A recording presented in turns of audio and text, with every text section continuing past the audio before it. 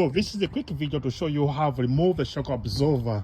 It's on a Toyota Prius 2016, 2017, 2018. It's straightforward basically. Ideally, you need to remove out the top strip, but with this one we just didn't move it for some reasons. And it's secured by 2 screws here. You remove the drop ring, you remove the ABS screw and brake pipe, and you come on top. There are 3 screws you have to remove. 1 there, 2 down there. Thereafter it is out. Then you need spring compressors, unless if someone can compress a spring for you. If you can find Mike Tyson, he might be able to compress a spring for you. So compress a spring before you take it out like this.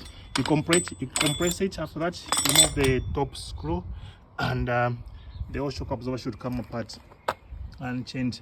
So this one we're changing because the top mount one of the top mount was completely worn out.